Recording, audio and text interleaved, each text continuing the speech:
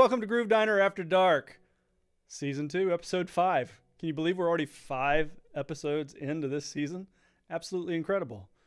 Tonight, on this very special episode of Blossom, on this very special episode of the Groove Diner, you'll see we're not doing our normal monologue up front tonight. My good friend Eli couldn't be with us tonight. He's in Grand Rapids, Michigan, taking care of some family things. So we've got Brian Oshab here in town helping me out. Thanks for helping me, Brian, so much. He's running all the camera stuff and such tonight. And Brian was also one of the creators of the intro you just watched.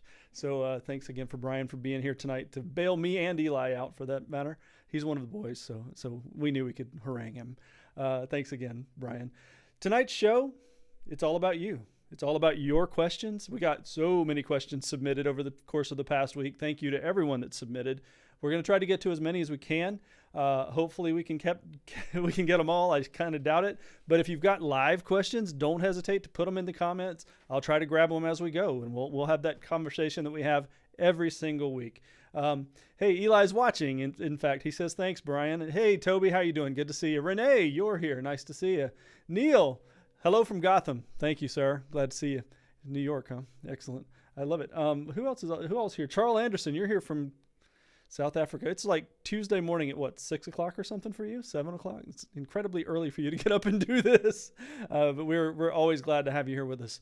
So tonight, it's all about you and your questions. I'm going to answer them as quickly as I can and tell you everything I can, and probably things you don't even want to know. So I have seen a few of the questions, but as a rule, I don't know what they are. So we'll be doing this together. It should be interesting.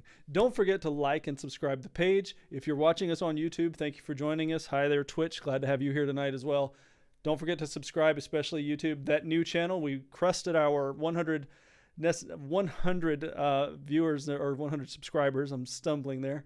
So thank you to everybody that did that. We should get the name pretty soon, within the next week or two. So that'll help us out a lot. In the meantime, go to that channel and subscribe.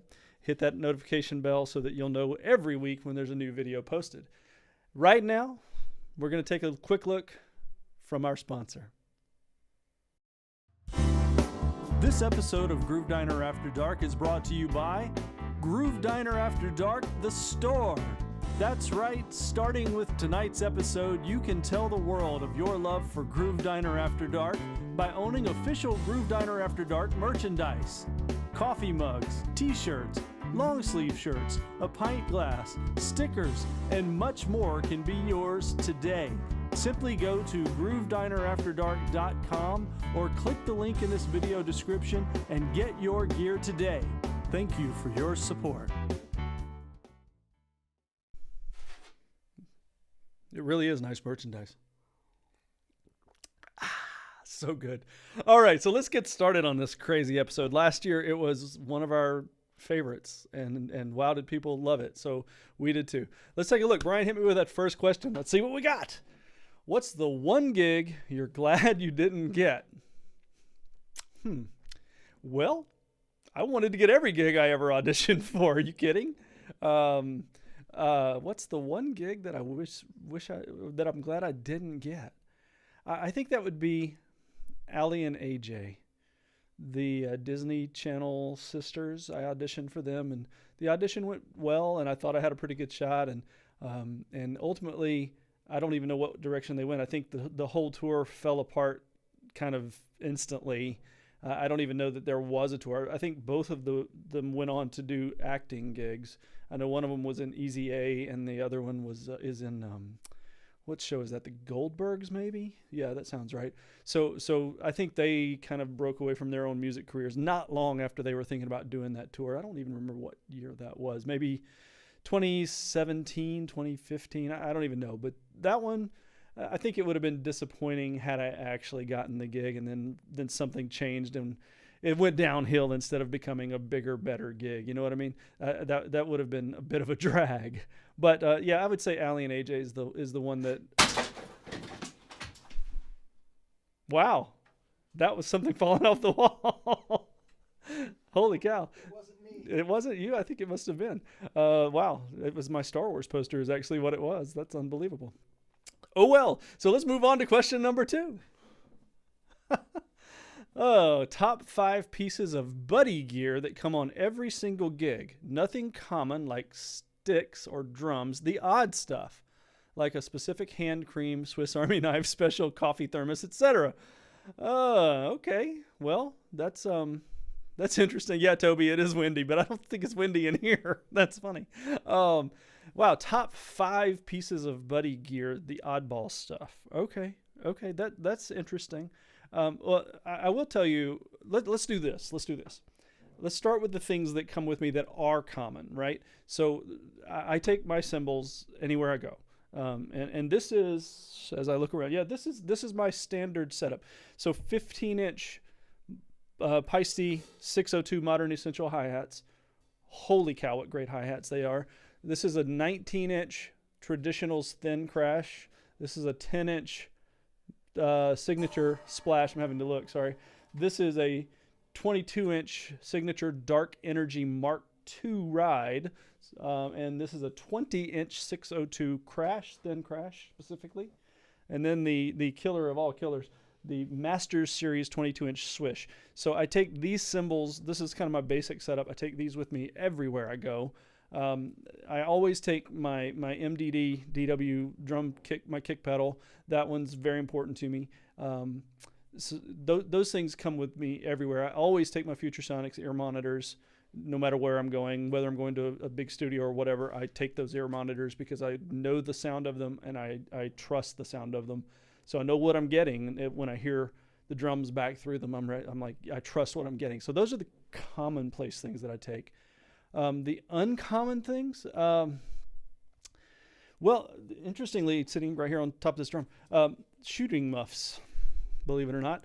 So I like to listen to drums through these. These are, I don't like the sound of drums without some sort of hearing protection.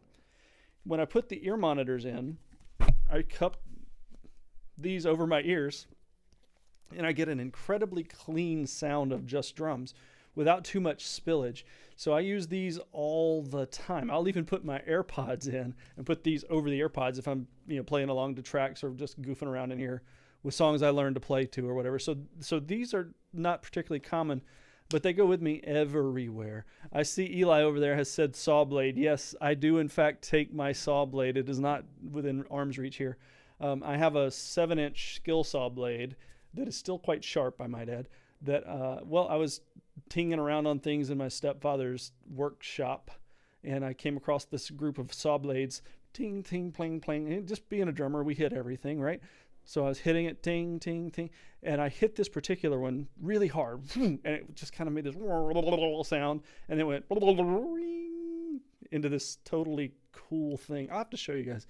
So that comes with me most of the time for sure. Chapstick. That's one. I always have chapstick with me. I can't stand to have dry mouth when I'm singing because I sing on most gigs. So I always want to have chapstick with me.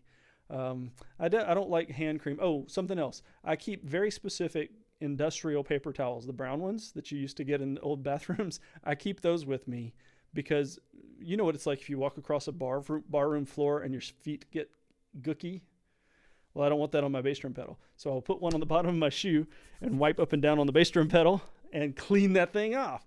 So that's something else that comes with me. But I don't know if I've got 5, but those are some oddball things, certainly. No, I don't bring coconut water with me anymore, Renee. That's pretty funny, though. I certainly used to. I'm more of a Zevia guy these days, but I don't even take that with me everywhere. But still, the coconut water's funny. Not pop chips either. Probably should have done that. So I hope that answers your question. What's next, Bry? Ha! Oh, man. What's your worst habit behind the kit? Being worse than I should be? What's my worst habit behind the kit? All kidding aside, I have a bad habit of ignoring my bass drum foot. My bass drum foot has been so automatic for so many years that I don't necessarily think about the technique that I'm using sometimes. And it gets me in trouble because I've got such a fast right foot that I don't have to worry too much about placement and whatnot. And if I allow myself to relax too much and not really focus on my bass drum foot, then it will in fact be out of place, and it's my own fault because I know better. So that's a bad habit. It's just a little bit of laziness. But without a doubt, the worst thing that I do behind the drums is that I lose confidence. And you might not expect me to say that, but if I'm driving a band and something's not feeling good, I always assume it's me. And that can create quicksand. We've talked about this in the past, where you start to have questions about it and you start to fight harder and harder, just like you would in quicksand. And it's the fight that makes you go straight on down into the bottom and die. So I try really hard not to fight harder if things are not feeling good, and allow myself to relax in and maintain that level of confidence, because I know I can play drums, but sometimes I find myself questioning if I'm any good at all. And if it's happening on a stage, that becomes a real problem. So I think that is truly my worst mental habit. My worst mental habit is to lose confidence if something doesn't feel right. I don't get hung up on mistakes. If I blow a fill or something, I don't get too hung up on that. But that quicksand thing that I'm talking about can become a real problem. Also, the idea of not paying attention to my bass drum foot also extends to making sure the snare drum is played exactly the same way in the same spot. And I don't mean in the window of time. I mean physically on the drum. So that's that can become challenging pretty quickly as well. Those are physical habits, though, and so hopefully I can overcome those on the bandstand. So hopefully that answers your question in the most long-winded way possible, right? Oh man, okay. What else we got there, Bri? 5 things you learned that you wish you knew when you first got into the pro league. What's with this 5 things thing? 5 things you wish you knew before you got into the pro. Put that back up, Brian. 5 things you wish you knew when you first got into the pro league. Okay. All right. Yeah. So, first and foremost, watch your money. Because if you spend too much, if you pretend that you're a rock star when you're not, wow, can you get into a lot of trouble in a big hurry. Second, and it took me a while to really get a handle on this, that the truth is most people don't want you to be they don't want you to necessarily be the most innovative player in the world. They want you to play the songs and do your job as a drummer. Do your job. And I kind of missed the boat on that early on. Somehow I felt that I had to recreate drumming or reinvent drumming every time I sat down. And it caused a lot of pressure for me. I would end up eating myself alive trying to become something bigger and better than I actually was. And I think I ended up messing up some parts of my career because of that. I wanted to be an innovator, and I still do. I still like to be innovative behind the kit, make no mistake. But you can't reinvent drumming every time you sit down to play. And I wish I had realized that earlier, that it's okay to take a step back and just play 2 and 4. That it's okay to play that fill around the toms that everybody else has played 100 times. Why is it okay to play a Pat Boone, Debbie Boone fill? Because it freaking works. And so sometimes I got into a little trouble trying to play Debbie Boone, Pat Boone, maybe, and doing it backwards when I should have been more willing to see it for what it was musically. On top of that, something I did really well that I wish I had done more of was playing with people that were a lot older than me. If I had played with people that were substantially older than me in my chosen field, I think I would have progressed faster than I did. I've always told you guys, I was not some prodigy from the time I was small. I was a late bloomer as a drummer, for sure, and an even later bloomer as a songwriter. And I think it's important to know that you don't have to be a child prodigy to be a success. You can build your way into this. I did. Lots of people I know did. We have a guest coming up in just a few weeks that was a police officer before he he got into playing drums full time. So there are all kind of ways to do this on a very high level. And I wish I had kind of realized some of that early on as well. So for me, yeah, I wish I had played with older people and taken some more of what they had to say to heart. That would have been really great. But watch your money is without a doubt the very first thing. It's super important. Chip, I see you over there. Thanks for joining in tonight from Georgia. Good to see you. And yes, exactly right. It's so important to do that. All right, Brian, what's up?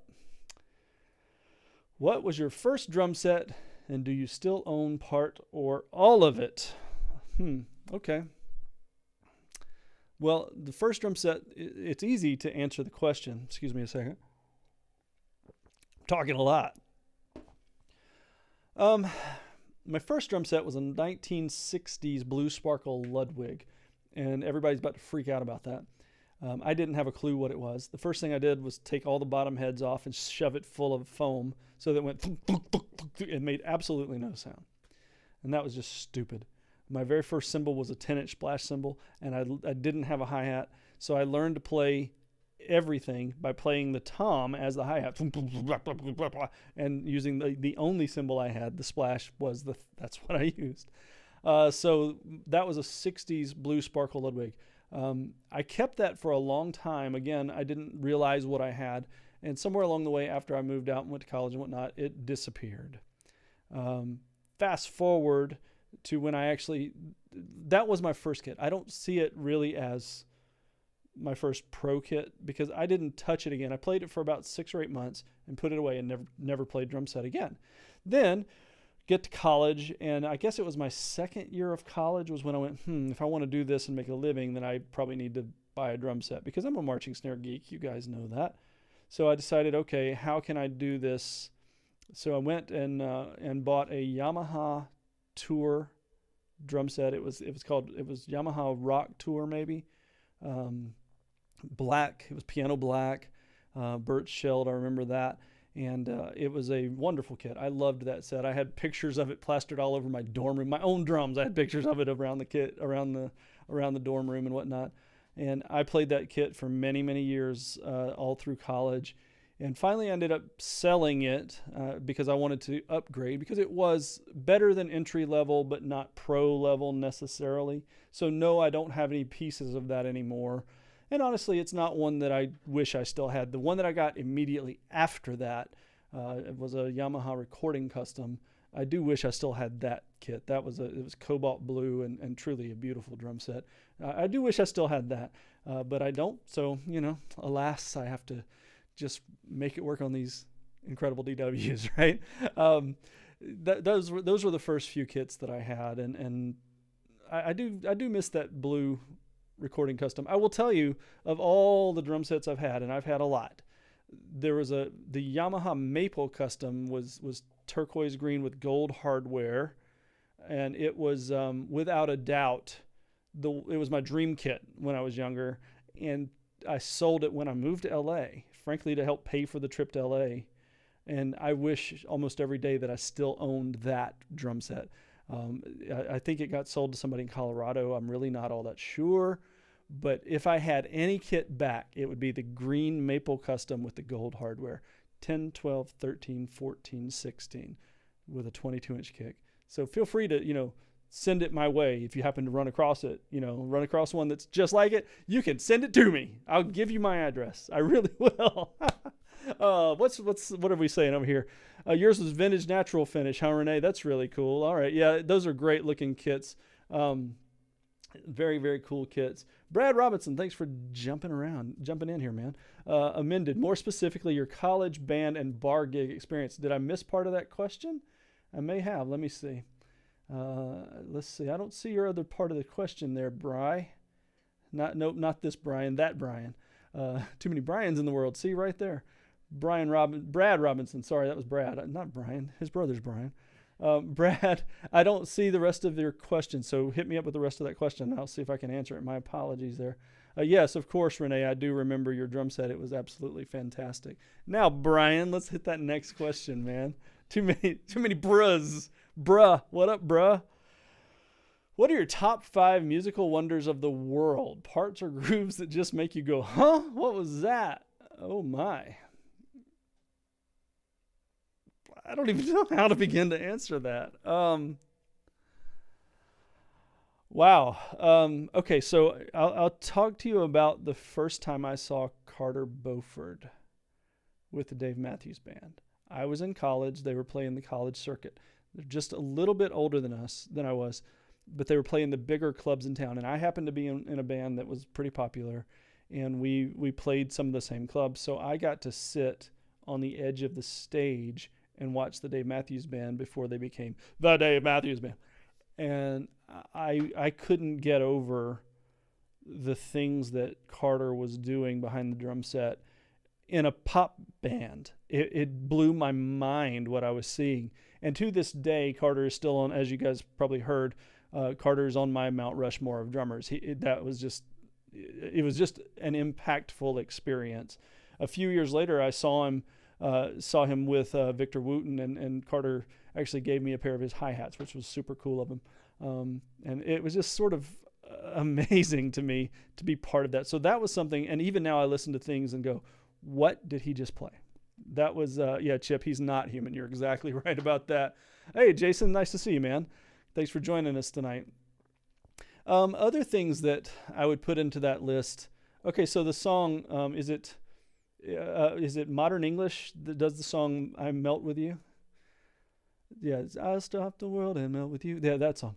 So at the end of that song, there's a break, and the drummer comes in and goes, shikadika, right? And I've never, even now, been able to figure out what the time of that is. I don't really think it's in time. I think he just kind of threw it out there and it stuck. And it was like, okay, cool. Ever since I heard that, I went, what? So that's one of those moments.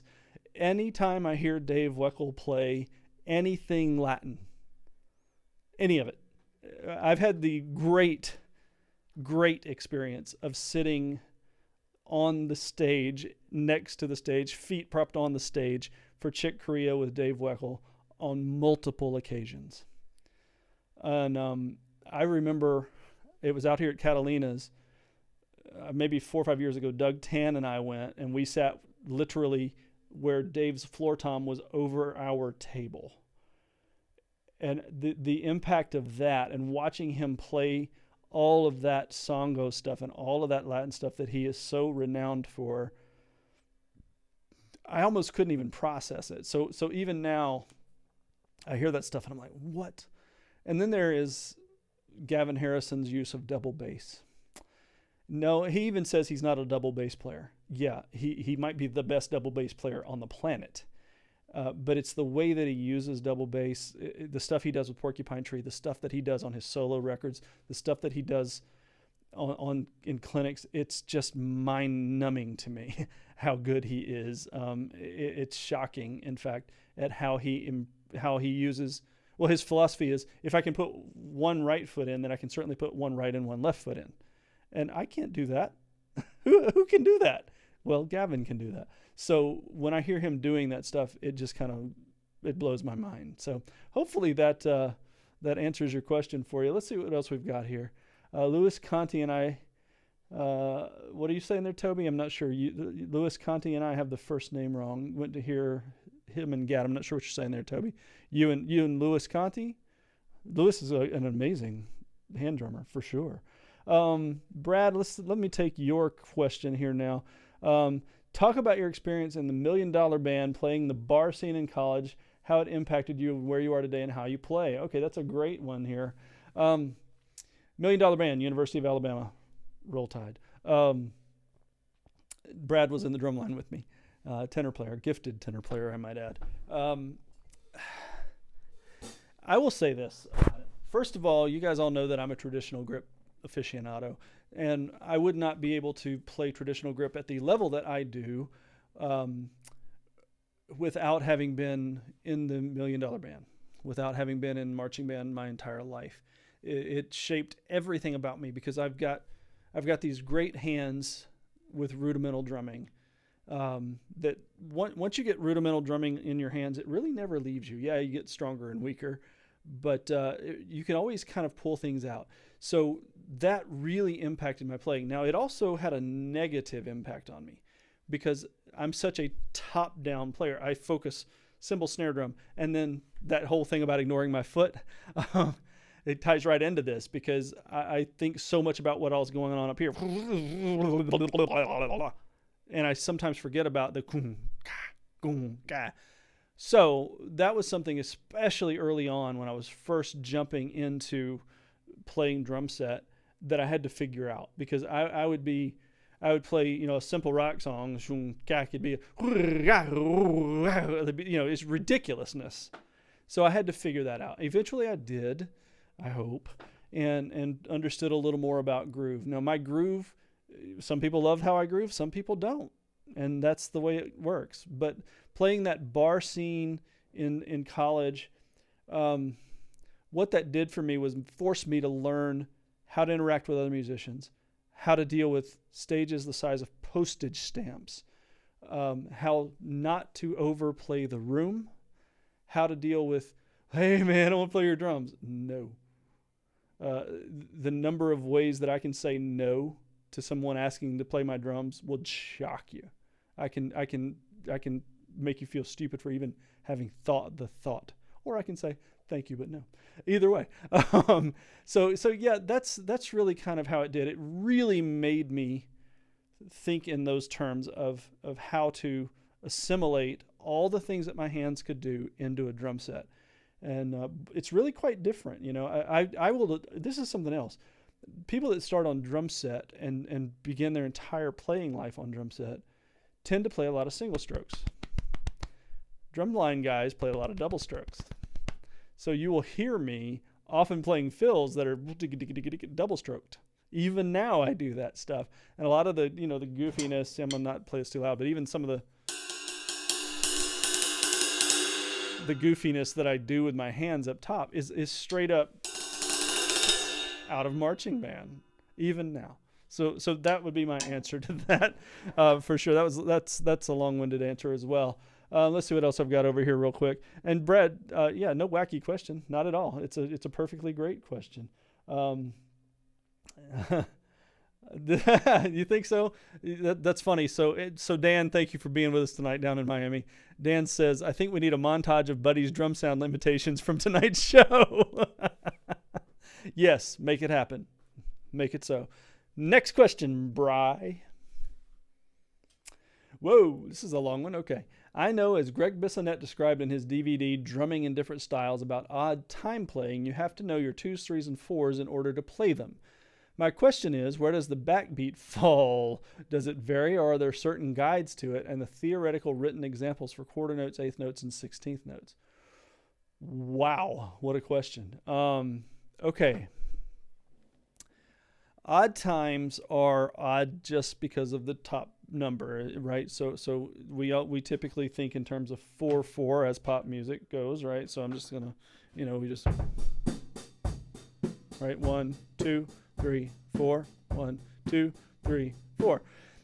Okay, so that flows nice and easy for us. My friend Charlie Adams, he plays drums for Yanni. Charlie and I were talking about odd times one day, and I asked him about playing in 7 in particular, because I enjoy playing in 7. And his comment was, well, 7 is dance music in Greece. What? 7 is dance music in Greece. And so I had him explain it to me. He said, yeah, they'll divide it into 4s and 3s. 1, 2, 1, 2, 1, 2, 3. So 1, 2, 1, 2, 1, 2, 3 becomes 7.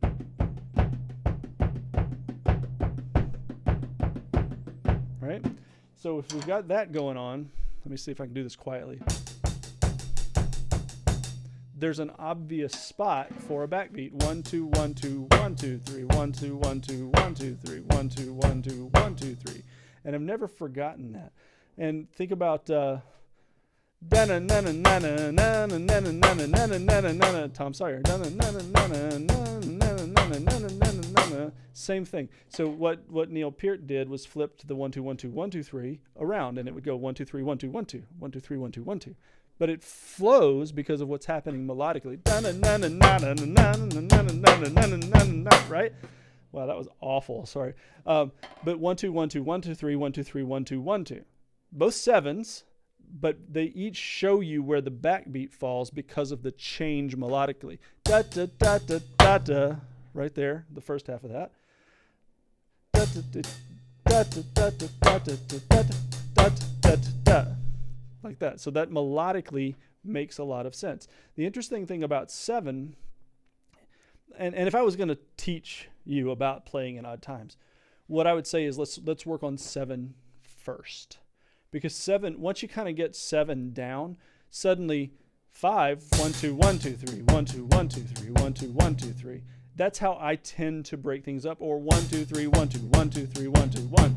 And the backbeat falls on the change most of the time. 1, 2, 1, 2, 3, 1, 2, 1, 2, 3, 1, 2, 1, 2, 3. Or 1, 2, 3, 1, 2, 1, 2, 3, 1, 2, 1, 2, 3, 1.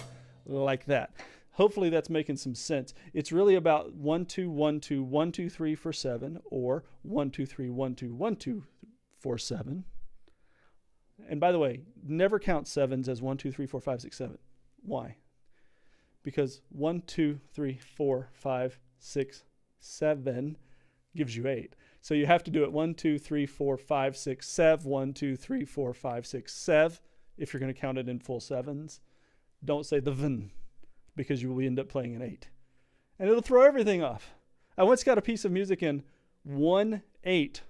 That was the time signature, 1/8. Dut, dut, dut, dut. How do you even write that? Why would you do that? But musically it made sense. So is 1/8 an odd time? I suppose, technically. It didn't really feel like it, but check. It was really weird. But anyway, try to get those subdivisions. 1, 2, 1, 2, 1, 2, 3, 1, 2, 3, 1, 2, 1, 2. There's your 7. Take it down to 5s. 1, 2, 1, 2, 3, 1, 2, 3, 1, 2. And it's put the backbeat on the change. 1, 2, sorry, ow, that was my hand. Did you hear that? Ow. So that's in 6, right? 1, 2, 3, 1, 2, 1, 2, 1, 2, 3, 1, 2, 1, 2, 1, 2, 3, 1, 2, 1, 2. Or 1, 2, 1, 2, 1, 2, 3, 1, 2, 1, 2, 1, 2, 3.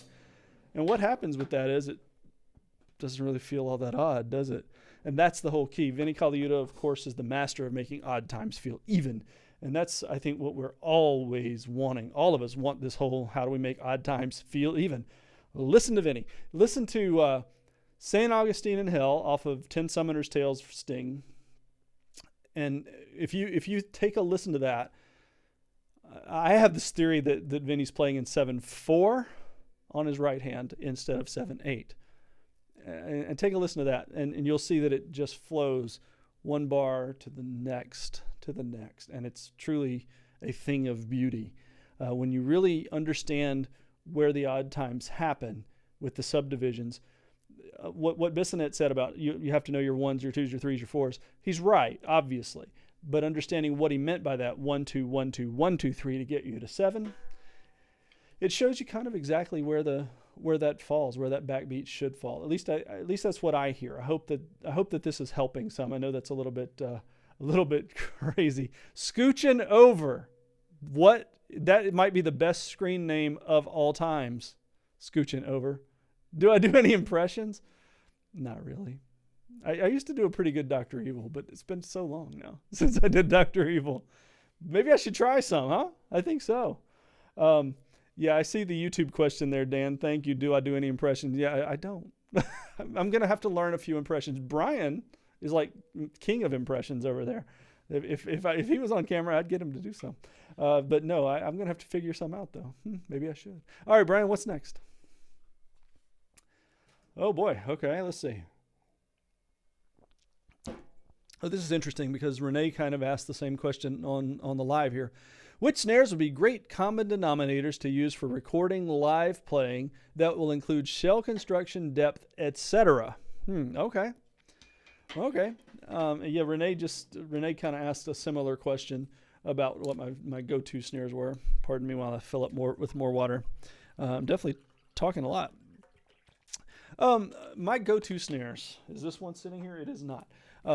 My go-to snares are, number one, without a doubt, is my 6.5 by 14 black nickel over brass DW. They call it the Black Cutie. I'll let you draw your own conclusions as to why. That drum is incredibly versatile. It's cuts, but it's not harsh. It's warm, but it's not loud. It's kind of the perfect drum. I also have an 8-inch version of that and a 5.5-inch version of that. Those are my three go-tos at all times. If I'm going to just pick one, it's probably the 6.5, probably. It's just so incredibly versatile. I have a 40 wire strainer on it because I happen to like 40 wires on that particular drum. And it for me, it covers every bass, every type of music that I play, everything. It works very, very nicely for just quite literally everything I do. On outside of that, for wood snares, I don't play wood snares as much as you might think. In fact, I rarely do. But I have a what is that? Yeah, I had to look. A 5x14 Craviotto solid shell maple. It's a Craviotto DW. That is, it is 5x14. I was trying to make sure. That's my go-to wood drum. I'm a pretty big fan of that one. It's not at all uncommon for it to be on the kit if I'm using a wood drum. In fact, I used it. I guess I used it yesterday on something. So it's a really amazing drum. It cuts a little more. It's a little more out of control, which in a good way. The fact that it leaps at you, I like that a lot. It's not a particularly warm drum. I know we always talk about wood drums being warmer. I'm not sure that's the case when it comes to snares. Maybe it is, maybe it isn't. But as you know, I don't like to put much damping or any damping really on anything. Excuse me. Really, I love snare drums almost as much as I love oxygen, and that's why I've got about 20 of them over there, and I use them all the time. They're wonderful things to have. So for me, the black nickel over brass. That was the long-winded answer to that. All right, what's up next there, Brian? Oh, this is interesting. What are some good exercises to build up your hi-hat leg foot? Okay. If you've ever been to one of my drum clinics or one of my master classes, you've seen me do this. So this one in particular, this was actually something I learned from Charlie Adams. It is this. So you start with your left foot playing downbeat quarter notes and your right foot playing upbeat quarter notes. Nothing to it, right? You anchor everything with your left foot lead. And then you use your right hand.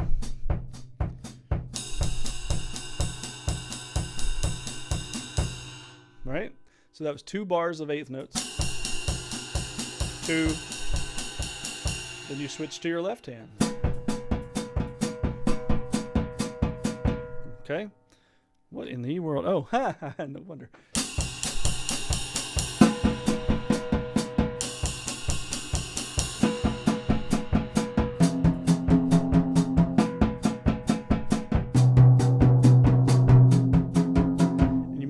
But you never stop your feet. Left, right, left, right, left, right, left, right.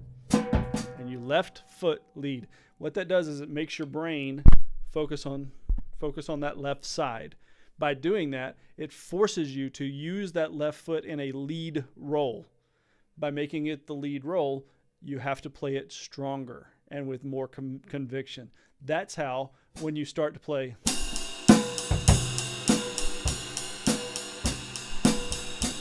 that becomes stronger for you after you learn to do this, because you can also right hand, left hand, paradiddles, doubles, whatever it is that you want to put in there. You can put all sorts of different pieces of exercise on top of. And also, I don't have a double pedal set up here, but if I did, you can move that left foot over to your double pedal, and you suddenly have a double pedal pattern left foot lead. And it does the same thing. It forces you into making the left side of your body the dominant lead side. So that is my exercise for that. We got another question over here. Let's see what I've got. Renee, I know you spent time in Nashville. Of course you do. That's where we met. What did that experience teach you compared to the scene of LA? That's a big question. A big one. You're welcome, Chip. That was your question? I suppose it was. I'm glad that I hope it helped. I know you spent time in Nashville. So Nashville was a challenge for me because I am a really different personality from Nashville. I never liked country music. I was kind of too vocal about that, honestly, when I was there. And yeah, of course I played country music, but it wasn't my cup of tea.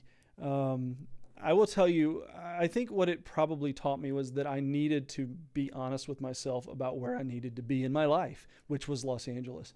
Because while I had success in LA, in Nashville, I did, I was never really happy there. I didn't enjoy playing the music.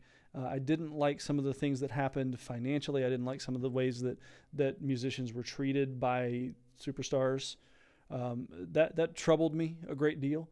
So I learned to value myself. That's what I'll call it. I learned to value what I brought to the table in Nashville. And I don't have any ill will toward Nashville. I think it's a great city, wonderful place. But LA, it was definitely the place for me to be. So hopefully that helps. All right, Brian, what else? What's next? What would your number one health nutrition practice that you would have the hardest time parting with? Interesting. Hardest time parting with. Well, I don't eat junk food, and I struggle when I'm on the road, especially if I go to the South, where I love to eat all the food that's available to me.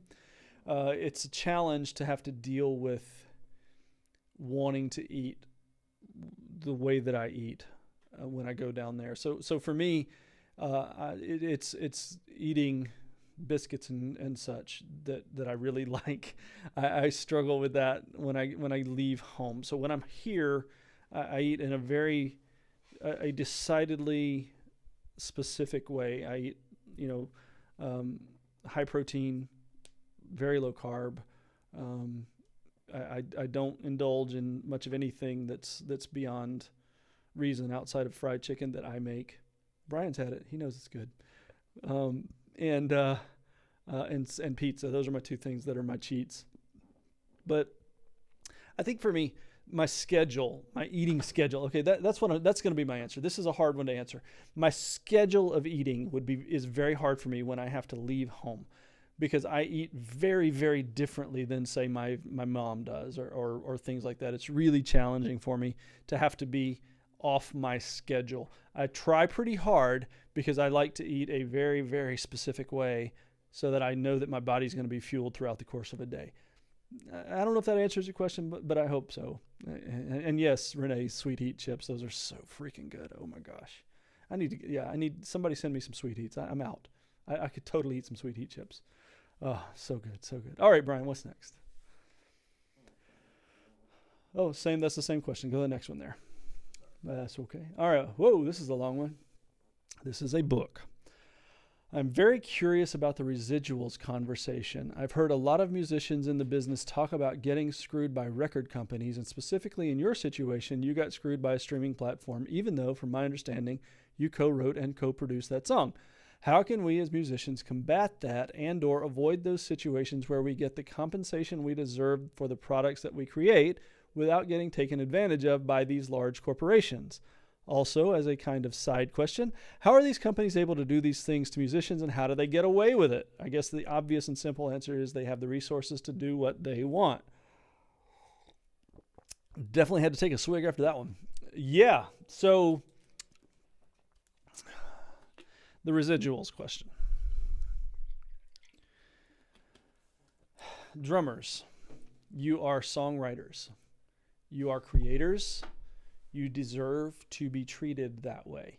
What you bring to the table as a drummer matters as much to the songwriting process as someone who creates a melody or creates a harmony or creates any other part of it.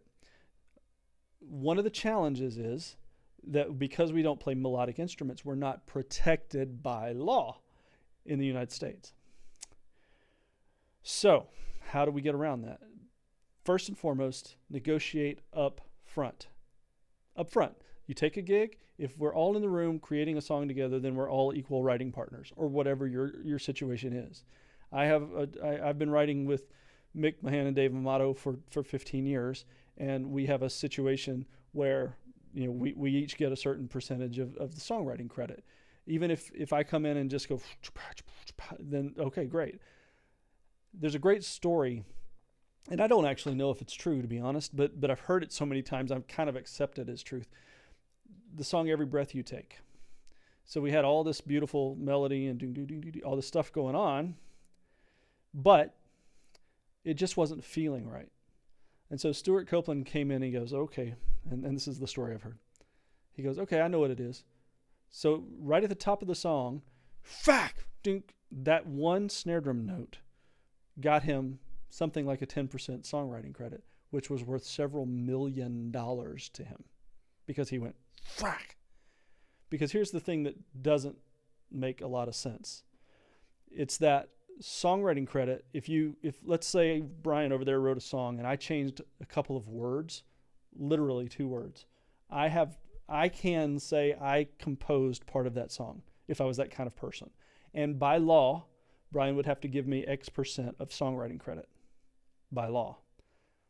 2 words. However, I could create an entire drum part and not get a single bit of songwriting credit. That's a problem. Antonio Sanchez did the entire score for a Birdman, and he won SAG Awards, he won Golden Globe. He did not get nominated for an Oscar. Why? Because it was not melodic.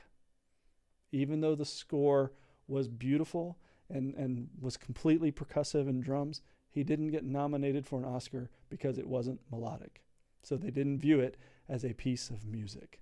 That's just wrong. So that first point, negotiate up front. Now that creates some problems. Let's use Brian over there. If I walk in and I say, hey, look, if I create some drum part, I'm going to want some songwriting credit here. That's going to make him feel really weird. I don't really care.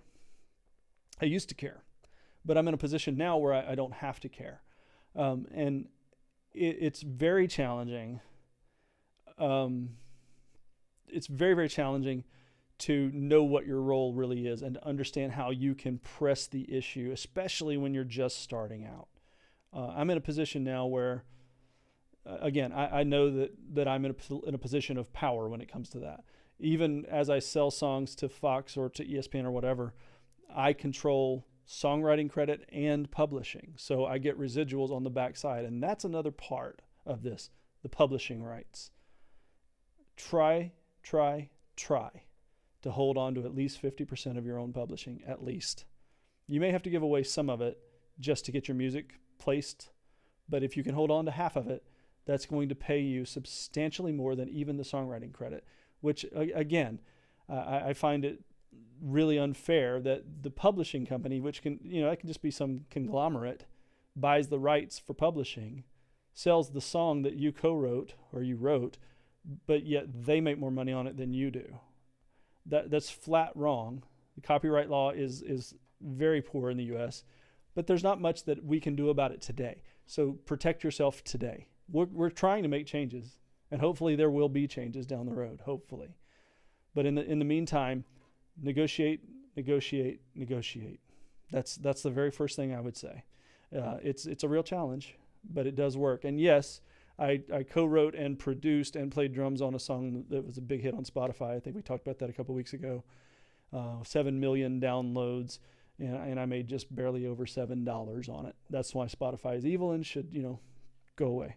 If you're a Spotify subscriber, ditch them. Get rid of them. They're bad people. That's right. I'm saying it out loud.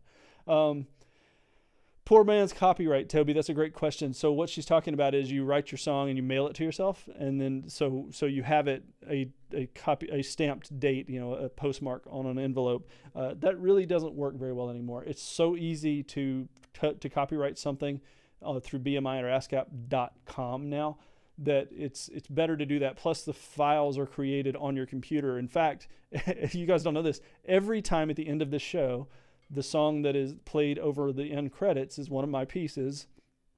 Well, there's a copyright strike every single week, and I have to go in and contest it, and I have to prove every week that it's my song, and every week they release it because somebody somewhere claims it as their own. But then I show them here's the copyright, here's all of the stuff, and it's not a question that it's mine, but they claim it first, and I have to prove that it's mine. But because I have it all of the files saved, all of it, all the Pro Tools files, all of the BMI files, I have a kind of a rock solid case against that. So That's my thought on that.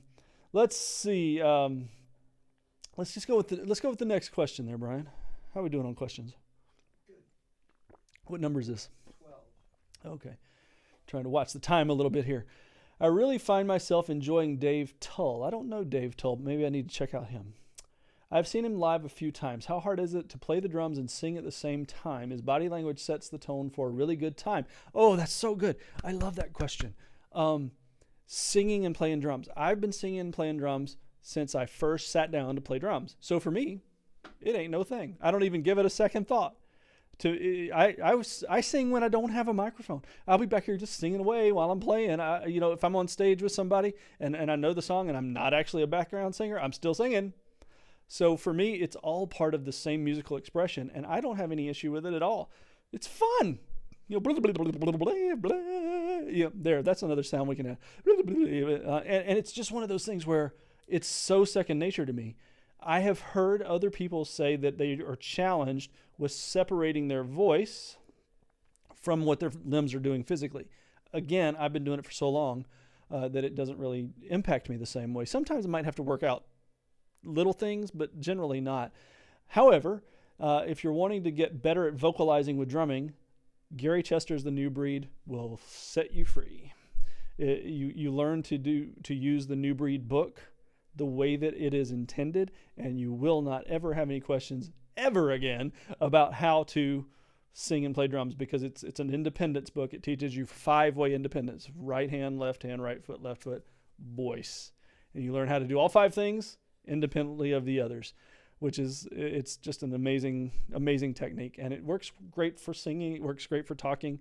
If you've never been on stage, one of the things you may not know is that there's an awful lot of chit chat that goes on. We'll be playing and, hey, what's going on, man? Yeah, I know, right? So all that stuff is happening constantly. Even sometimes if you've played a gig 100 times, you're watching TV while you're playing the game. It can be like that sometimes. So it's kind of fun to think in those terms. But I guess for me, it's just part of what I've always done. So it's never been particularly difficult for me. And I would guess that probably Dave Tull is that way as well, since he's a singing drummer, I assume. What's next, Bri? Oh my goodness. My approach to Latin American playing is based on basic patterns and grooves and what I could listen to from Santana or various percussionists. My question will be, how do you know when to play 3-2 or 2-3 variations on a songo pattern or any Latin type play along tune? All right. Let me preface this by saying I played as the house band drummer at Univision, the Univision television network, Latin American television network, for about 4 years. So anytime an artist would come up from Latin America and they didn't bring their band with them, I would sit in and play drums on their TV shows, whether it was Today Show or whatever. I would do that. And I got the gig because I was friends with the guitar player, and he knew I'd be able to handle it. Mostly I could handle it because it was pop-oriented Latin music. When it comes to really hardcore Latin stuff, I am just now learning some of the more hardcore stuff. Songo in particular is something that we think of it as a pattern. The Americanized version of it is very much a pattern. However, songo is not a pattern. Songo is a style of music like rock and roll or jazz or something. And variations on the songo theme happen in so many different ways. Dave Weckl songo, of course, is one that Americans tend to lean on and lean toward. That songo style is something that I love. Every time I hear it, it's like, oh my gosh, that's so great. Festival de Ritmo, that's a song off of, it's not Hardwired. I don't remember which album of his it was on, but that song in particular hits me every time I hear it. And his songo playing that became known as the songo groove is really not a clave-based pattern. So it's not really a 2-3 or a 3-2. It's its own thing. As for the 3-2-2-3, I hate to say it like I did earlier with the 7s and 5s, but the fact of the matter is, Master Plan, thank you, Renee, the 3-2-2-3 tells you the same sort of thing. So if you're playing I don't know, trying to keep this quiet, a samba, and you've got the samba pattern going on, the melody is going to tell you if it's a 2-3. See, I screwed that up right out of the gate. Completely messed that up. Oh well. It will immediately tell you whether it's a 2-3 or a 3-2, but you've got to listen and understand what's happening with the bass guitar in particular. That's one of the things that I lean on, is trying to figure out where the bass is playing. If it's playing a montuno, where is it playing the montuno? And that is, even now for me, a very deep challenge, because I am not a great Latin player. It's something that I aspire to be. I'm a good Latin player. Maybe. Okay, I'm a mediocre Latin. Okay. Yeah, I'm a mediocre Latin player who I aspire to be a good Latin player. And the way that I'm having to build into it is to understand the 2-3-2 clave stuff. Because I've said this 1,000 different times to 1,000 different people. Clave feels superimposed to me. It doesn't feel like a groove. So I've had to learn to make it feel like a groove. Is it 3-2 or is it just a big 5? These are the questions that I constantly fight myself.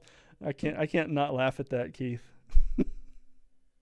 Keith Tannenbaum says, I thought for sure you were Latin. Yes, I am.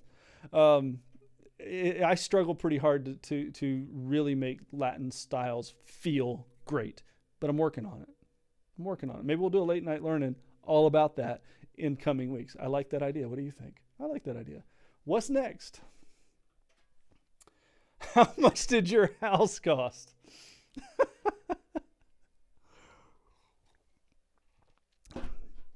Houses in LA are expensive. Here's what I'll tell you about my house. Watch your money, right? We've said that already. I live in $1 million house in a $2 million house neighborhood. I'll just let you make of that what you wish. Because, we have a modest home, and it's a wonderful place. I mean, it's we've got a pool and a few things, but it's not a giant kind of place, and we truly do live in $1 million house in a $2 million house neighborhood. Really, that's not a joke. The gargantuan place that's going up next door to me looks like a freaking prison. It's gray and ugly, and I can't believe they built it. It looks right into my backyard, but I think it's about a $3 million house. But that's not my house, so there you go. That's my answer, Brian.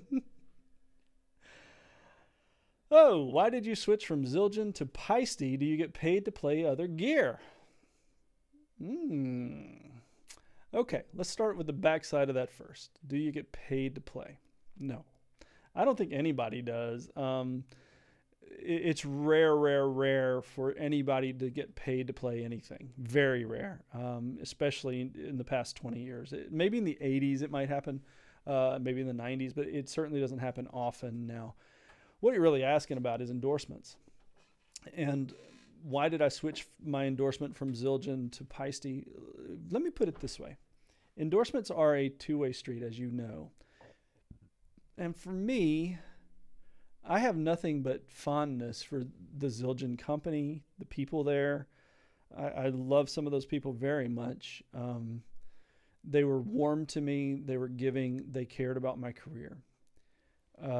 But relationships change, and my relationship there changed to a point that I was wanting to go a different direction.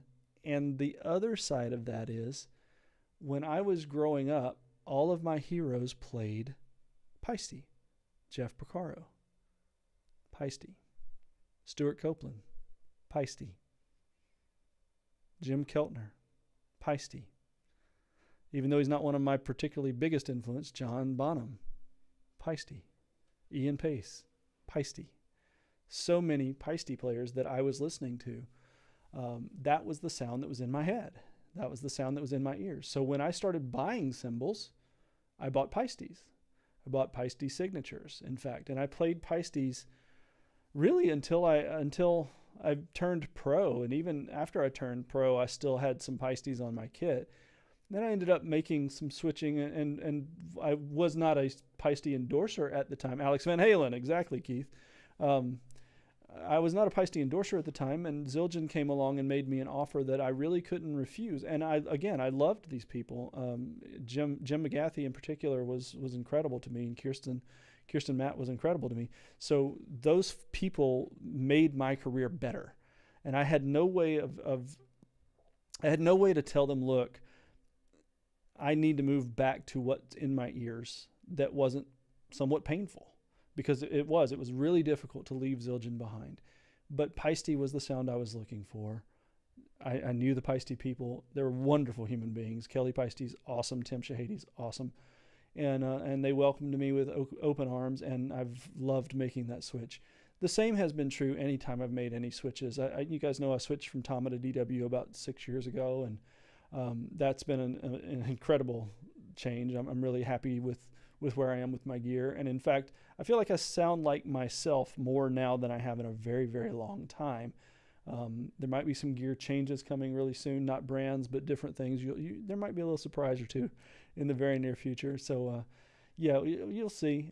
Thanks for asking that question. But yeah, people don't get paid to endorse or don't get paid to play.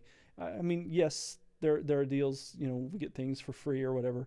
But even every piece of gear is not even free, especially in the time of COVID.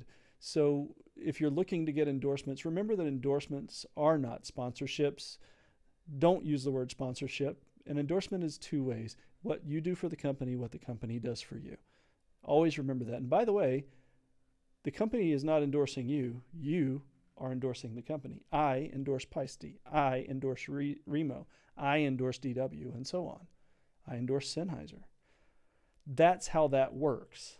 The deals that we have are because I endorse them, not the other way around. If it was the other way around, it would be a sponsorship where they were paying me to play their stuff.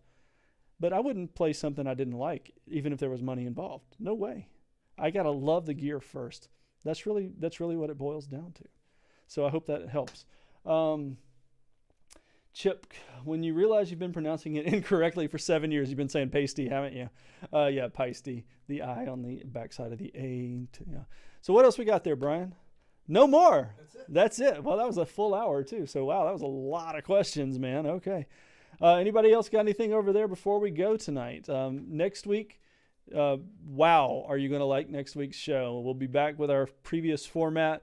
Eddie Taduri will be joining us, and you're not going to want to miss that. We had a blast up at Eddie's place in Santa Barbara last week filming this, and man, he talk about a living legend. That dude has played with everybody from the Beach Boys to Steve Perry. I could name names for the next hour, and he has played with them all. It's just crazy. You're going to want to see that.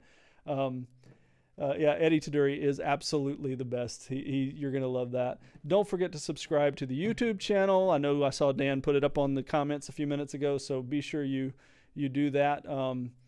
Chris Ware, what is something you learned later in your career that you wish you had known earlier on? I actually answered almost that exact question right at the beginning of this, so go back and check. Thanks for joining us, though. I appreciate that. It's very, very early on in the show, so once we end it, you'll be able to watch back and see. I think that was like the second question that somebody had asked, in fact. So take a look at that. And let's see where we are here. Let me grab this over here. I'm going to grab this and bring it right over here to me. There we go. See, I'm doing computer stuff. Look at that. Until next week, I hope you have a great time. And let's go Ukraine. Kick some butt. Until then. Oh, man. See, I'm trying to find this thing, and I can't find it. I don't see it. I don't see it anywhere. Yes, please. All right, we'll see you next week.